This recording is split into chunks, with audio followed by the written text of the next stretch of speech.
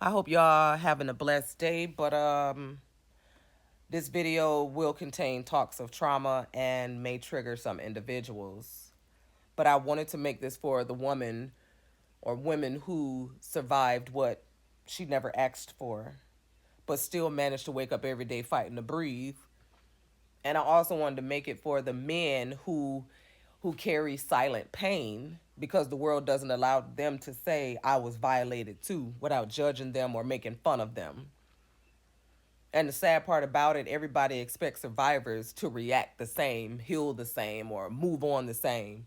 But there's no right way to survive the worst moment or moments of your life. There's only survival. Even though some people look pretty strong on the outside, they hold their breath inside their skin. It's sad. And me, if somebody stands too close to me, my anxiety turns all alarms on.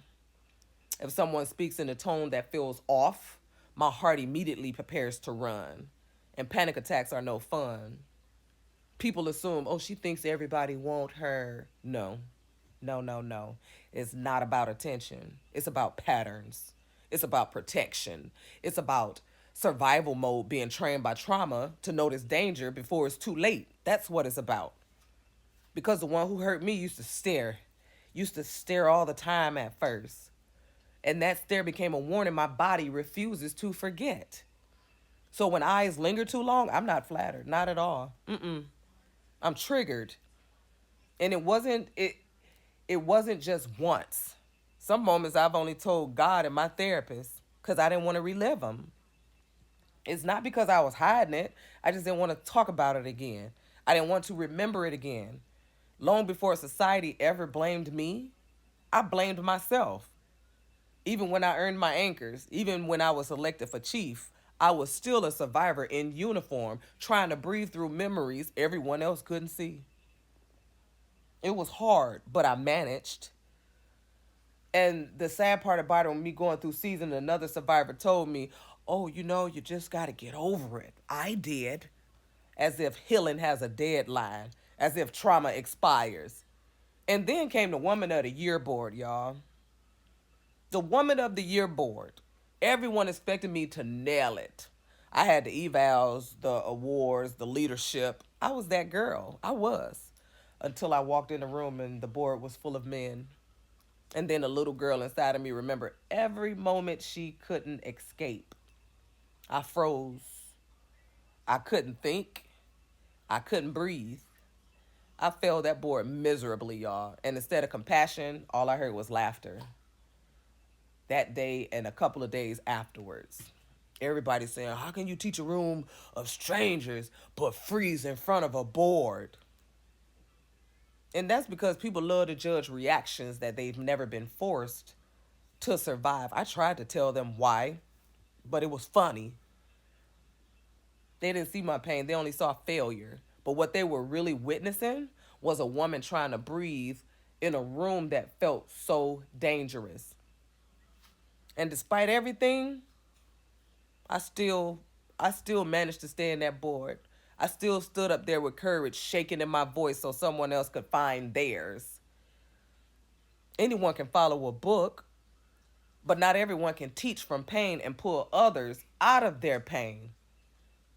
Society always got things to say, and they'll always say and just tell you, oh, you must wanted that attention. She must be lying. She asked for it. Look what she wore. Even my own mother said it was my fault. Imagine being harmed, then being told you deserve it. That hurts so much. The betrayal after trauma cuts as deep as the trauma itself. It does. You see, some survivors, they avoid intimacy. Some chase it to back up control. Some fear touch. Some fear trust. Some fear hope. Imagine fear and hope. You ain't got no type of hope in this world. And men, they carry their trauma in silence because the world convinced them that they're not allowed to hurt. So they drown in expectations they never agreed to. People, oh, how does a man get assaulted?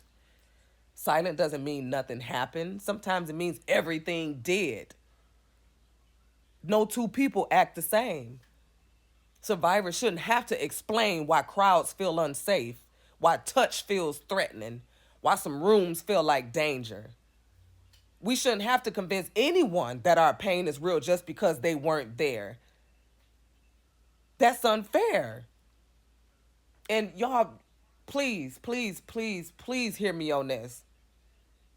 The clothes you wore, your level of alertness, your decisions that day, none of it was an invitation for someone else to take something from you. You are no one's victim. You are a survivor. And if no one ever told you, I believe you. I honor your truth. I'm standing with you. And above all else, God knows the truth. God sees you. God sees you.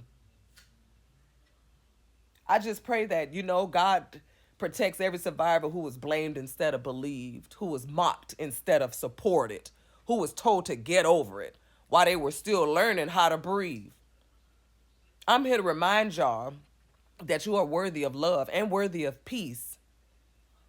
And please remember, you didn't lose your power that night or that day. You discovered you have more than anyone else imagined. You do. Stop blaming yourself.